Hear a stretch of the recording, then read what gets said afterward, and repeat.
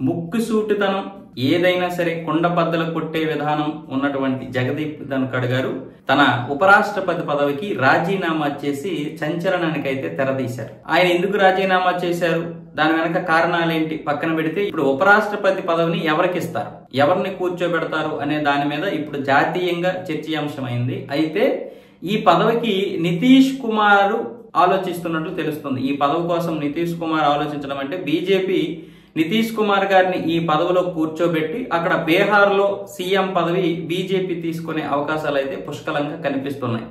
ఎందుకంటే ఎన్డీఏ కూటమిలో ఉన్నటువంటి జేడీయూ అటు పార్టీ పరంగా చూసుకున్నట్లయితే ఆయనే కురువృద్ధుడు, ఇంకా సీఎం పదవి తనకే కావాలన్న విధంగా ఇంకా ఆశ అయితే వదలలేదు. అలాగే ఇటు బీజేపీ శ్రేణులు కూడా ఇంకా ఆయనే సీఎం, కొత్త వారికి ఎవరికైనా ఇవ్వచ్చు కదా అనే విధంగా బీహార్లో ఉన్నటువంటి బీజేపీ కూడా ప్రతిపాదనలు తెచ్చింది.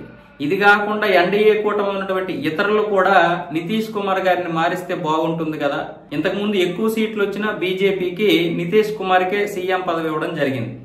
ఈసారి బీజేపీ ఆ యొక్క పదవిని తీసుకొని నితీష్ కుమార్ గారికి గౌరవంగా ఉపరాష్ట్రపతి పదవి ఇస్తే బాగుంటుంది అనేది బీజేపీ శ్రేణులు, ఎన్డీఏ శ్రేణులు, మిగతా చాలా మంది అయితే ఈ ప్రతిపాదనలు తీసుకొచ్చారు. బీజేపీ ఆ విధంగా ఆలోచించే అవకాశాలు కూడా కనిపిస్తున్నాయి. కాకపోతే ఇలాగే జరగాలని ఏం లేదు, బీజేపీ ఏ ఆలోచనలు ఉందో మనకు తెలియదు. కాకపోతే నితీష్ కుమార్ గారిని కూడా ఆలోచించే అవకాశాలు అయితే ఉన్నాయి.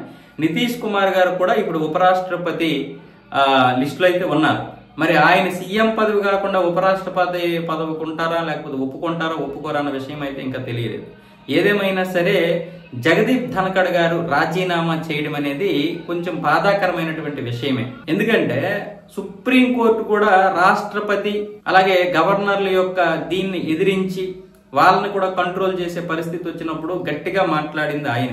అలాగే అంటే బిల్లుల విషయంలో ఏదైతే మొన్న రాద్ధాంతం జరిగిందో సుప్రీంకోర్టు వాళ్ళని నియంత్రించింది కదా రాష్ట్రపతిను గవర్నర్లని. అదే విధంగా పశ్చిమ బెంగాల్లో కూడా చాలా అంటే చాలా గట్టిగా మమతా బెనర్జీతో పోరాటం చేసినటువంటి వ్యక్తి, ఆమె చేసినటువంటి అన్యాయాల్ని ఎదిరించిన వ్యక్తి, ఆమె చేసినటువంటి ఈ అన్యాయాలను ఎదిరించడమే కాకుండా బయట కూడా పెట్టినటువంటి వ్యక్తి ఆయన. అందుకే ఆయనకు ఉపరాష్ట్రపతి పదవి కూడా ఇవ్వడం జరిగింది. కానీ ఆయన 3 సంవత్సరాలు కూడా పూర్తి అవ్వకముందే రాజీనామా చేయడం నిజంగా బాధాకరమైనటువంటి విషయమే.